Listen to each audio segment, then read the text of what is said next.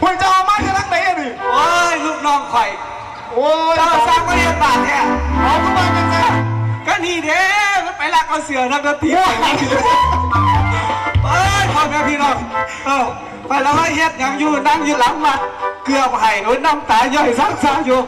พอมีเสือใส่เอาปกติพวกเมียนอยู่เท่างานพวกเมียนนี่ก็เท่างานเลยแล้วปานนี้นะสันก็ใส่สุดอันนี้ว่าโอ้ยกันยันนักร้องเจ้าเนี่ยนะเด้อว่าดีกัน150เจ้าไปซื้อเสือเด้อเจ้าไอ้เงินเนี่ยเจ้าไปซื้อแล้วเสือเขาดิเอาไปขึ้นเอาไปตบไปเอาขึ้นน้ำเพลินไม่ได้เงินซื้อไม่หรอกโอ้ยก็นึกว่านังเนี่ยอย่างพอมีเสือใส่เห็นไหมครับผมเดี๋ยว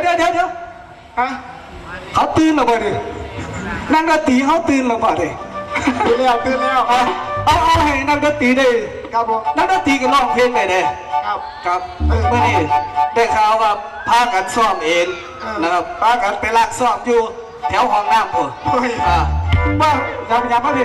ห้องดนตรีผมมีสอบนี่ก็ไปสอบอยู่ในห้องน้ำโอ้ยห้องน้ำเฮ็ดมาตัวโรงเรียนสามัคคีสะอาดคืออย่างนี้เมีย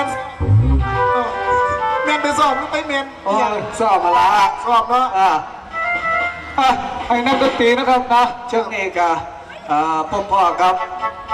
พิธีกรเบาเก่งนะครับเบาหูเรื่องจะเบายังผู้ใดนะครับเชิญทำบุญนะครับดอกไม้ทูบเทียนด้านใส่มือนะครับใส่มือของไผ่ของกันผมของเวทีอันไหนก็ครับครับผมครับเอาเงินมาป้อนพิธีกรบอกจักบาทนี่อยู่ไล่เดินได้เลยครับได้เลย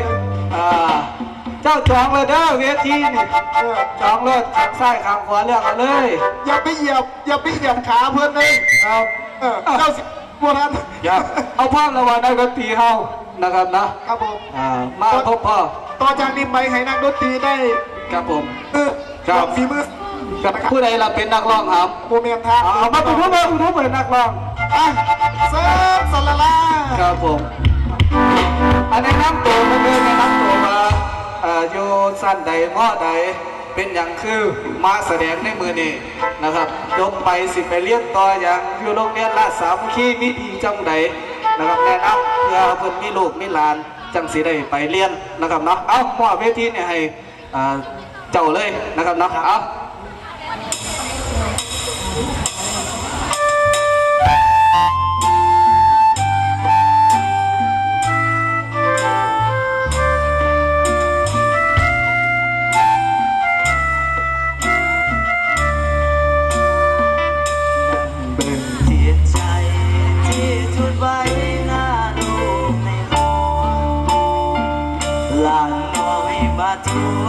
ว่าเป็นยังลุงจึงร้องไห้เช็ดน้ำตาบนตาทักสิบอกเฮ็ดยังมาโอ้ตั้งแต่นนไม่รู้จักเอาเฮ็ดไปหัวใจก็ชุ่มน้ำตาชาตินี้เกิดมาก็ต้องคำว่าสงสารเจริญแม่พ่อบาเดินเจ้าอยู่หัวจะไปเดินรา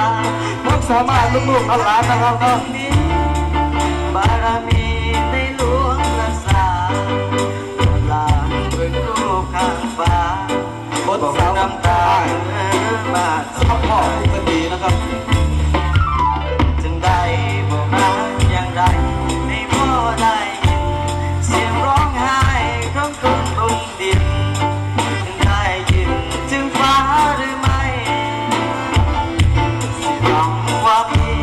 รักษาเมื่อกี้ที่พ่อสอนไว้ก็ไหวบุญให้พ่อบุญสวรรค์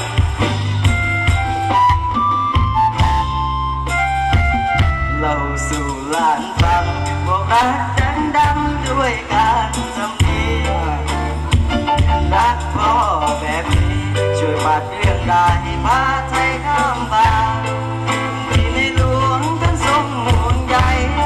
คืออยากให้คนไทยรักกัน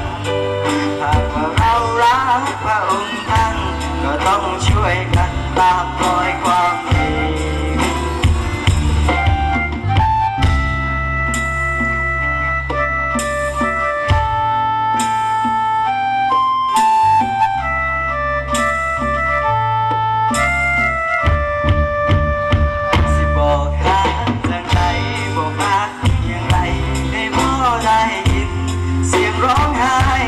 คุณดินได้ยินคุณฟ้าหรือไม่